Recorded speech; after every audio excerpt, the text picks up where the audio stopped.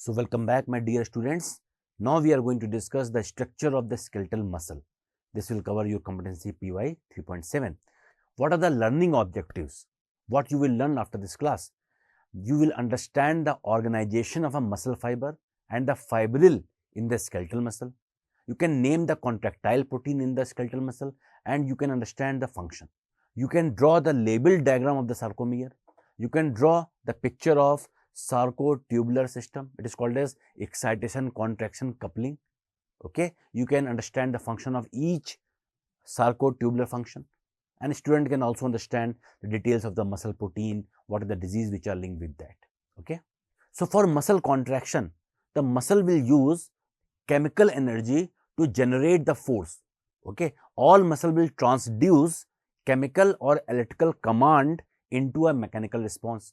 For example, if I am thinking to pick a glass of water, this is an electrical activity and muscle will contract. This is a contraction. It is called as excitation-contraction coupling.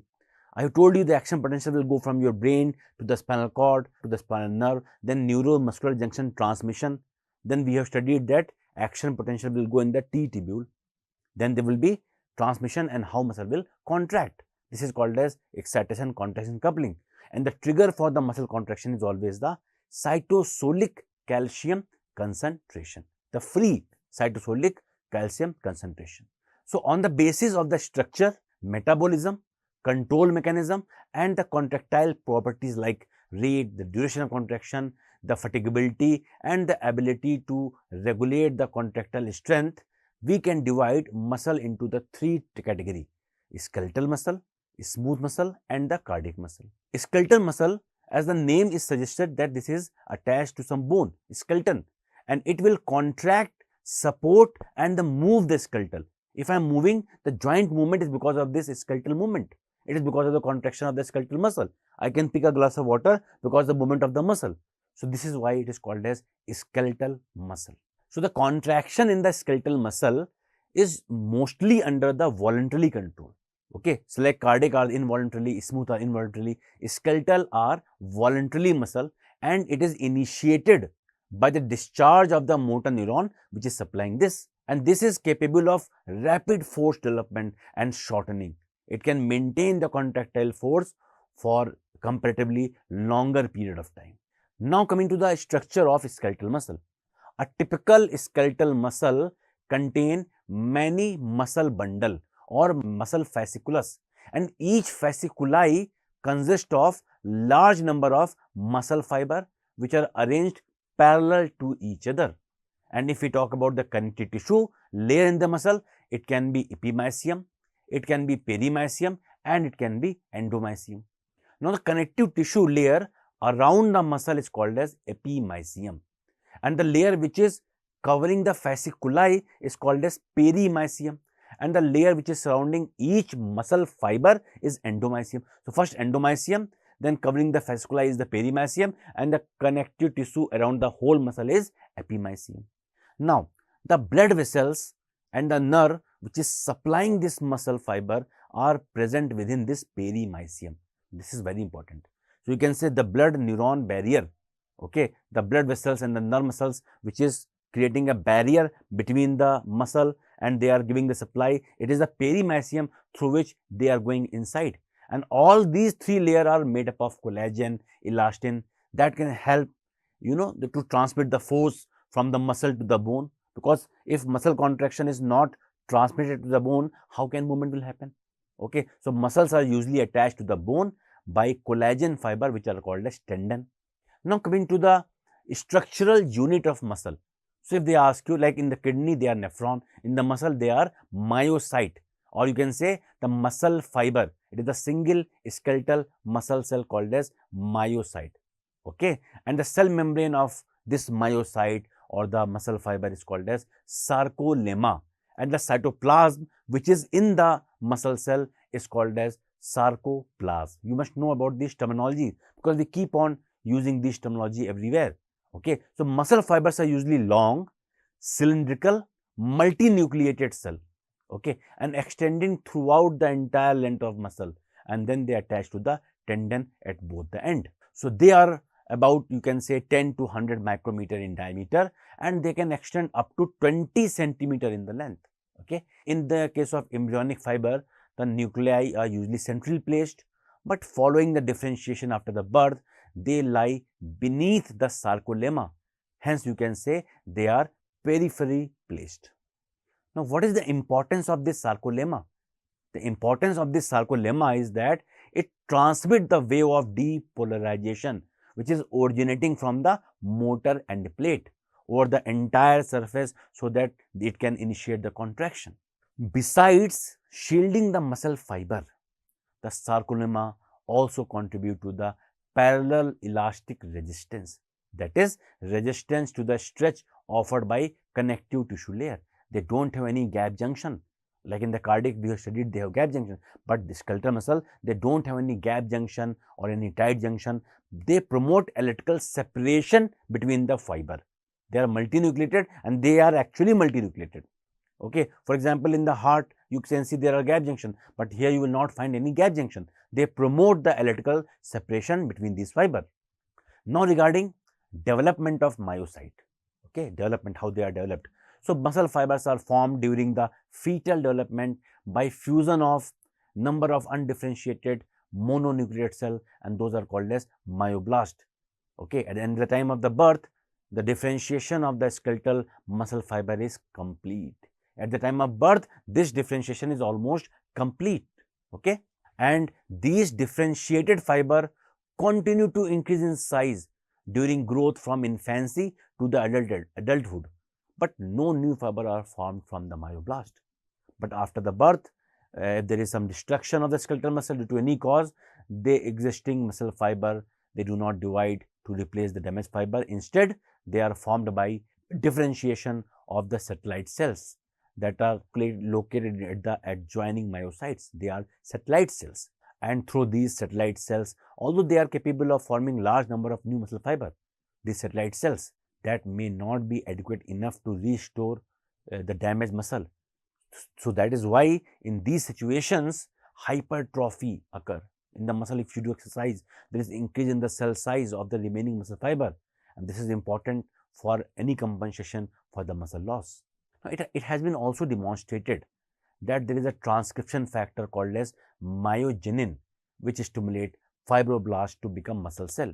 If you see, the most striking feature of the muscle skeletal is the presence of striation. You can see in the muscle fiber there are alternate light band, dark band. So, these are the striations. In the case of heart also, they are striated, but they are involuntarily. Skeletal muscles are striated but voluntarily.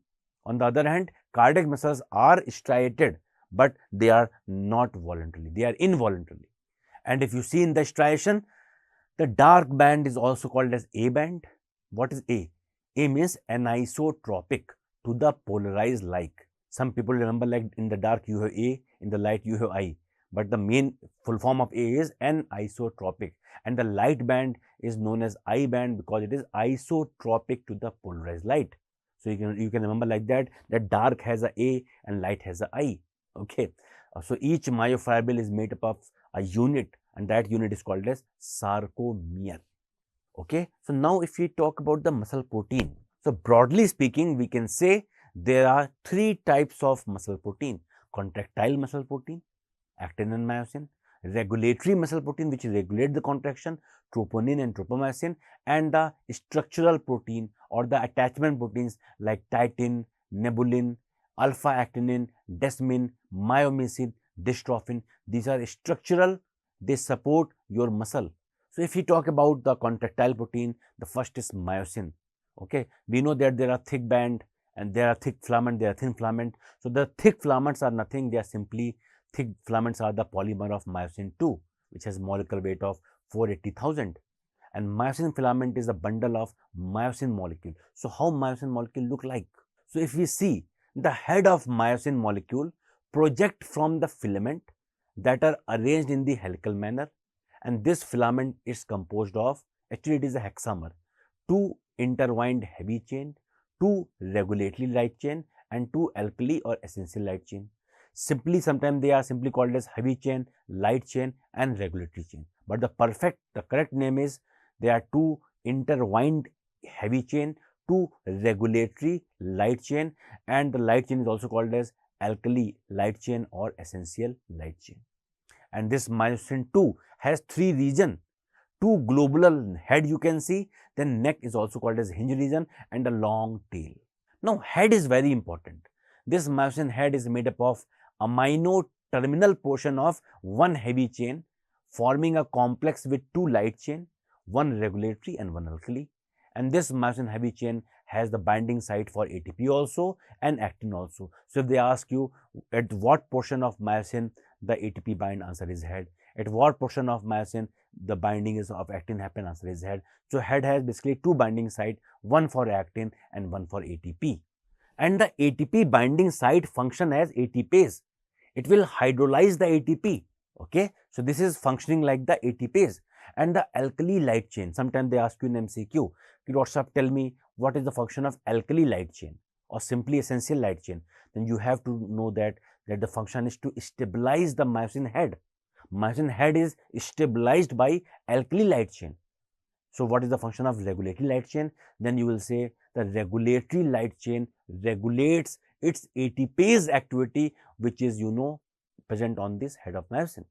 Now if we say the tail of the myosin, the tail of each myosin molecule lie along the axis of the thick filament, and the two globular head extend out the side and they form cross bridge. In latest examination, I have seen that they ask cross bridge is formed by, answer was these two globular head. And if we talk about the actin, okay, so thin filaments are actually made up of actin, and actin is of two types, F actin and G actin. G actin or F actin. G is called as globular actin, F is called as filamentous actin. So G actin is a diameter of approximately 4 to 5 nanometer and molecular weight of approximately 42,000. So actually G actin molecule, they are monomer. So there is not a big difference between G and F. GF is not girlfriend. Remember, you can remember like that GFF. G is monomer and they joined from front to back in the long chain that wind about each other, forming a double-stranded alpha helical filament, and this is called as filamentous actin. And filamentous actin actually form the backbone of the thin filament. Thin filament has so many structure, I will tell you, but the backbone of the thin filament is F actin. So if they ask you the thin filament is made up of G or F, G is monomer, F is polymer. So polymer actin is called as F actin. And one more protein is very important, nebulin. Nebulin actually extend along the length of F actin, and this will play a role in regulation of the length of the thin filament. The thin filament length is regulated by this protein called as nebulin protein. Now each actin monomer, it contains binding site for the tropomyosin and also troponin I and other actin monomer. So one actin monomer, it can form together to form F actin also. So it has binding site for other actin also. It bind with the troponin I also, and it also bind with tropomyosin. So so as the F actin undergoes a half turn every 7 G actin monomer, a groove is formed down the length of helix where lies the long filamentous protein called as tropomyosin. So where is tropomyosin? So as F actin undergoes half turn every 7 G actin, this point to remember, every 7 G actin monomer, a groove is formed down the length of the helix which lies the long filament, and that is called as tropomyosin. Now each thin filament contain approximately 300 to 400 actin molecule and 40 to 60 tropomyosin molecule. Now if we talk about the regulatory protein, we have discussed there are two regulatory protein. One is tropomyosin, other is troponin. So see, just imagine actin filament, F actin, like a bead of a pearl, and tropomyosin is a rod-shaped molecule composed of two strands of polypeptide intertwined in an alpha helical configuration with the length approximately equal to the actin monomer, and it is located in the groove. I have told you about the groove. Where it is located? It is located in the groove between two chain of the actin. This is the MCQ. Where is tropomyosin located? It is located in the groove between two chain of the actin filament. Now the tropomyosin molecule are connected to one another serially that extend around the entire actin filament, and it covers the myosin binding site on the actin monomer. It does not allow myosin to bind with the actin. So this is a contractile protein, a relaxing protein. It is a relaxing protein. It does not allow to contract because it cover. Actin has myosin binding site, and this tropomyosin is actually covering that site. So please do remember, it extend along the entire actin filament, and it cover myosin binding site on actin. Only when they are uncovered, only then myosin can bind and contraction can happen. So please do remember, tropomyosin is preventing the contraction. How? By binding, by you can say by covering myosin binding site on the actin monomer. And the function of tropomyosin is, therefore you can say, it interfere with the binding of myosin head to the actin. Now the second regulatory protein is troponin. It has three subunits: troponin T, troponin I, and troponin C. Troponin T has a molecular weight of 30,000 and it binds with the troponin complex to tropomyosin. Why troponin T? It binds with tropomyosin. So the subunit of troponin that bind with the tropomyosin is called as troponin T. Troponin I binds the troponin complex to the actin. It is called as I because it inhibits the binding of actin to myosin. How? By blocking myosin binding site on the actin. See, tropomyosin is also blocking myosin binding site on the actin. There are two proteins which are not allowing to contract. One is tropomyosin.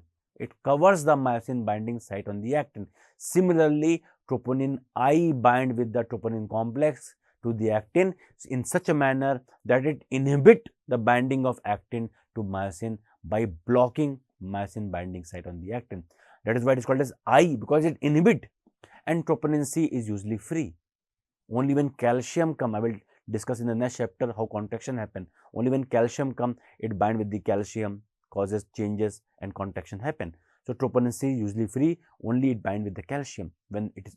So let me highlight this point: interaction of troponin with tropomyosin. Each troponin complex interact with one tropomyosin molecule, which in turn interact with 7 actin monomer. Are you getting my point? Each one troponin complex interact with one tropomyosin molecule, which in turn interact with how many actin? 7 actin molecule. And the troponin complex also interact directly with the actin filament.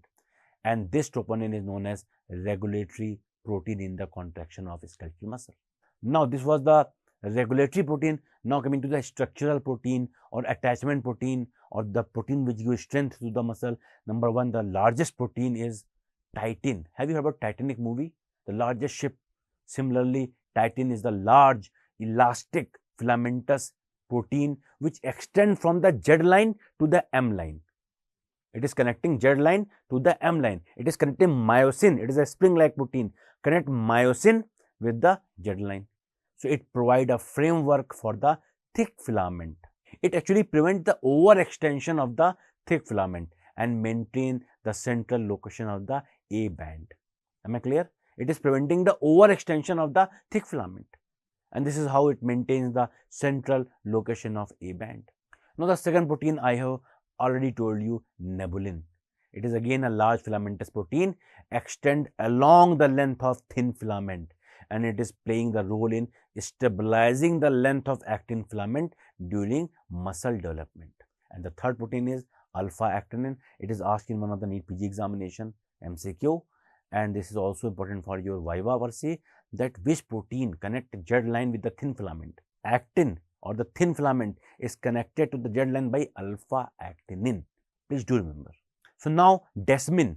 Desmin is present in the intermediate filament of cytoskeleton of myocyte, and this connect Z line to the sarcolemma. It also connect myofibril to each other. It is called as desmin. Now one of the most important protein you will read in medicine in your pediatrics, and that is dystrophin. It is a large rod-like protein. Sometimes they ask you what is the importance of that. See, suppose that what is the purpose of muscle contraction? Why you want to flex your biceps? To show people? No. Purpose is to cause contraction of the muscle so that it can cause movement of the joint. Main purpose is that contraction of muscle should be transmitted to the bone so that movement of the joint can happen. Otherwise, there is no use of this protein. whatever this contraction of the muscle. What is use of contraction if there is no movement? If I cannot move my elbow, what is function of this biceps? So this movement, this contraction of muscle is transmitted to the skeletal structure by dystrophin. So dystrophin is a protein. It is a large rod-like protein that anchor thin filament. Remember thin filament, actin. Thin filament to the membrane spanning a protein beta dystroglycan. MCQ point. It connects with what? It connects the protein with the membrane spanning protein beta dystroglycan, which in turn is connected to extracellular matrix protein laminin through what? Through alpha dystroglycan. Please try to understand, very, very important question. See, dystrophin is a protein which is transmitting the contraction of muscle to your bone so that movement can happen. So how it is connecting? This is connected by thin filament to the membrane spanning protein. You can say this connect thin filament actin to the membrane spanning protein beta dystroglycan, which in turn is connected to extracellular matrix laminin through alpha dystroglycan. Laminin through alpha dystroglycan. This structure should be it should be concretized in your brain. This can be asked as a short note also. Dystrophin, dystroglycan, laminin complex. Why this is important? Because mutation causes Duchenne muscular dystrophy or Baker-Cyst dystrophy. People usually die when they reach their after teenage because of the respiratory muscle palsy. Just because of the mutation of this single protein, patient can die. And you will read in the medicine, there is a Gower sign, Gower. If you ask the patient to stand up, he will climb on his own limb. It is called as Gower sign. You will see pseudo hypertrophy of the calf muscle. These are characteristic of Duchenne muscular dystrophy, which is because of mutation of this protein dystrophin. So dystrophin help in transfer of force from the contractile system to the extracellular region through this transmembrane protein. And these will be disrupted in all types of muscular dystrophy like Duchenne and Baker-Cyst. Duchenne muscular dystrophy is more severe variety. Then come myosin. Myosin is like, if you know this paneer tikka, you have a seek and paneer are like that. Similarly, for myosin, for the M line, there should be a protein. So it is present in the region of M disc. It binds the tail end of myosin filament to the disc. It is called as myosin. Now the terminology sarcomere. Sarco is a Greek word. Sarco means muscle and mere means a part. This sarcomere is the structural and functional unit of myofibril. A single myofibril may be composed of 100 or even 1000 of sarcomere that are joined end to end. You can see in the diagram, they are joining end to end. Between Z line and Z line, there is a one sarcomere. Now, in each myofibril, thick and thin filaments are arranged in a repeated pattern in the form of sarcomere. So, sarcomere, you can say, is defined as the portion of muscle fibril between two successive Z line, and the average length of sarcomere is 2 micrometer. So, if you see the structure, the Z line or the Z disc is the network of interconnecting protein. It is oriented perpendicular to the axis of muscle fiber, perpendicular, and the thin filaments are anchored to each side of the Z line by alpha actinin. This I have told you. It is the alpha actinin which connect Z line to the thin filament. So, what is the thin filament? So, now you can say each thin filament is 1 micrometer long, 7 nanometer in diameter. It is composed of contractile protein, actin, number 1 actin, tropomyosin and troponin. And what is the ratio? I told you, 1 troponin, 1 tropomyosin and 7 actin. Do you remember? The ratio is, if you see actin, troponin, tropomyosin, the ratio is 7:1:1.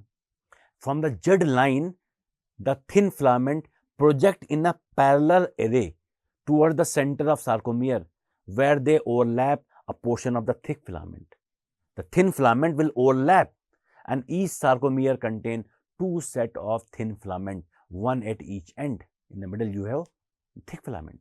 So, the Z disc not only bind the thin filament of myofibril, but connection between Z disc also anchor each myofibril to the neighbor. Now about the thick filament, or you can say A band. The parallel array of the thick filament is located in the middle of each sarcomere, produces A band or dark band. This thick filament is 1.6 micrometer long and 10 nanometer in diameter, and this consists of one protein, myosin, that is troponin tropomyosin actin complex 1:1:7. This is simply one protein, myosin. So thick filament is made up of myosin. Now I band, you know, it lies between the end of A band of two adjacent sarcomere, and this include what? Those portion of the thin filament that is not overlapped by the thick filament. It is only that portion of thin filament which is unoverlapped by the thick filament, and Z line bisect this I band. This I band is bisect by the Z line, you can see here. So during muscle contraction, the length of sarcomere, or you can say that the distance between two Z line decreases. This result in shortening of I band, but length of A band remain unchanged. So sarcomere length is decided by length of I band. Remember, I band, because when muscle is contracting, there is shortening of I band, not A band. Now what is H band or H zone? H zone, you can see, is a narrow light band in the center of A band. This is a portion of A band showing no overlapping. So it represents the thick filament only, as you can see in a relaxed muscle. Now M line is a transverse M line run through the middle of H band. M line contains protein that bind the parallel array of the thick filament, that is myosin. So beside the cytoskeletal protein, the titin bind the thick filament to the Z line. We have discussed that point. So titin filament extend from Z line to the M line. Therefore, you can say they are linking the M line protein, thick filament to Z line, and it plays a very important role in organizing and maintaining the regular array of this thick filament in the middle of each sarcomere. Now, what is cross bridges? So the globular head of myosin 2 project from the surface of the thick filament towards the thin filament and bridge the gap between them. This is called as cross bridges. These projections are called as cross bridging, and during muscle contraction, they attach to the thin filament and pull them. Cross bridge is formed by myosin head, and they will attach to the thin filament and cause movement, so that movement of the thin filament can happen and sarcomere will shorten and contraction can happen. Now, what is sarcotubular system? If you see inside a muscle fiber, fibrils are surrounded by membranous structure known as sarcotubular system, and the relationship of sarcotubular system with the I and A band of the sarcomere in a myofibril can be shown in the diagram. It consists of the T tubule. What is T tubule? T tubules are simply invagination of sarcolemma having 0.03 micron diameter. They penetrate the center of muscle fiber and surround the individual myofibril at the junction of A and I. This point is very important because this is different. In the heart, I have discussed that that place is something else, but here it is A and I band. In the heart, it is not A and I band. So T tubules are penetrating at the A and I band, at the junction of A and I band. Now the lumen of the T tubule contain ECF, which is continuation of the ECF surrounding the muscle fiber. So an action potential is rapidly conducted in this T tubule so that conduction can happen in the muscle. And the sarcoplasmic reticulum in the skeletal muscle correspond to the endoplasmic reticulum, like in the other cell we say endoplasmic reticulum, and in the muscle we will say sarcoplasmic reticulum. It form an elaborate membranous network having lot of calcium inside it, which is bound with the protein called as calsequestrin. So that combination of the T tubule and its two neighboring cisternae of reticulum is forming a triad. In the cardiac, they have dyad, but here they form triad. One T tubule and two cisternae that can be called as L tubule also sometimes they say, but it is not in the standard book. They simply say T tubule and two cisternae form a triad which play a vital role in linking membrane action potential to an A band of the sarcomere, so that action potential can come and they can cause excitation-contraction coupling. Now, what are the receptors that are present on the T tubule? So, T tubules have a receptor called as, who can tell me? There are two receptors, one is called as dihydropyridine and other is called as ryanodine. So, the receptor which is present on the T tubule, they are just modified voltage sensitive calcium channel, and they are called as dihydropyridine. Why? Because they are blocked by this drug. The T tubule has a receptor, DHP receptor or dihydropyridine. Actually, they are simply L-type calcium channel. But because they are blocked by dihydropyridine, so nowadays they are called as dihydropyridine receptor. So they are L-type of calcium channel. They are clustered in the group of 4 and they are called as tetrad. So primarily the receptor act as a voltage sensor rather than the calcium channel, because when action potential come, they will sense the voltage and they will pass the signal to the next receptor.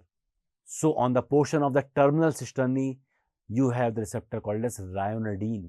The receptor on the T tubule is called as DHPR and the receptor on the cisternae is called as ryanodine receptor. They are so called because actually ryanodine is a plant extract, plant alkaloid, and it has been seen that it is, there is some role of plant extract ryanodine. So they mainly act as a calcium release channel. They are called as calcium ATPase, which are present on the sarcoplasmic reticulum that will pump calcium back in the sarcoplasmic reticulum. So they mainly act as a calcium release channel. They are calcium release channel and some other are calcium ATPase, which will bring back.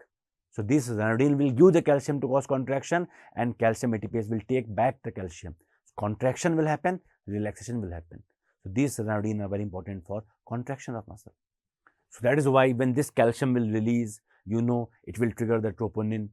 Troponin C will bind with calcium and there will be conformational changes which will uncover the myosin binding site on the actin and contraction will happen.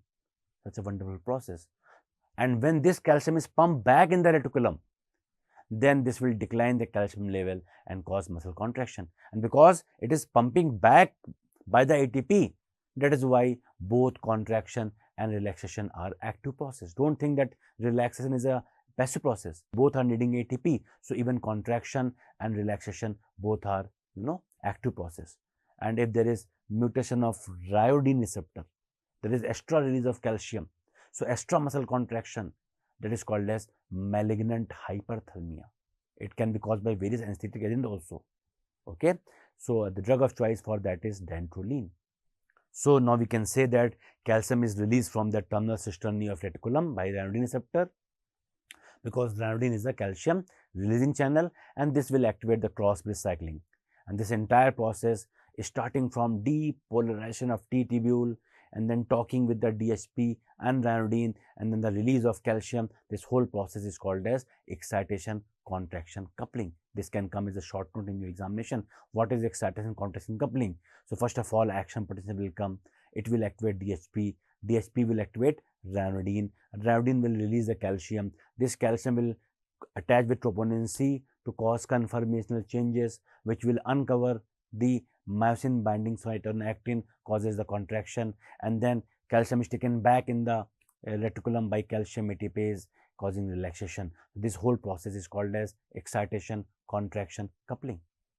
So you must have noted that from ECF only action potential is coming, but sometime not in the skeletal but in the smooth muscle and the heart, from the ECF calcium is also coming. So there it is called as calcium induced calcium release, but not in the skeletal muscle. Here only action potential is coming. And this increase in the calcium concentration near the sarcoplasmic reticulum because of ryanodine receptor, this is called as calcium spark. In one of the examinations I have seen a short note on calcium spark. So you have to write everything about coupling, and when calcium is released from the ryanodine, it is called as calcium spark. So I have told you that relaxation is also a active process, because the pump is a ATP pump is there. It is called as sarcoplasmic endoplasmic reticulum calcium ATPase. This will pump calcium back in the reticulum, and so that relaxation can happen. This pump will relocate 2 molecules of calcium in the reticulum for each molecule of ATP. Okay, so it becomes active as soon as calcium concentration in the cytoplasm become high. This become active and it start pumping 2 calcium for 1 ATP inside the reticulum. And this calcium which is stored in the sarcoplasmic reticulum, it is favored by a protein called as calsequestrin. Calcium are sequestered in the reticulum by a protein called as calsequestrin. What is the literal meaning of sequestered? Sannyasis are sequestered on the Himalaya. they are alag thalak pade rehna, you know. So calsequestrin is a protein which bind calcium in the sarcoplasmic reticulum, and with the decrease in the cytoplasmic calcium concentration, contractile activity ceases and relaxation process begin. So now you can see the flow chart. It is summarizing everything, that calcium ATPase pump calcium into the longitudinal part of sarcoplasmic reticulum, and this calcium is transferred into the cisternae and get stored. Then action potential arrives at the T tubule, get transmitted deep in the T tubule, open voltage gated calcium channel deep in the T tubule, located DHP receptor, and then conformational change in the ryanodine receptor, resulting in calcium release into the sarcoplasm. And this calcium will diffuse in the sarcoplasm, will bind to troponin C to cause muscle contraction, and auto activation of this calcium ATPase pump will pump calcium back in the reticulum, causing this relaxation. And this calcium will bind with calsequestrin in the fluid of cisternae and remain stored there. So decrease in the sarcoplasmic calcium concentration will cause muscle relaxation. So this is the process of muscle contraction. In the next chapter, we will discuss about the sliding filament theory. Okay, thank you.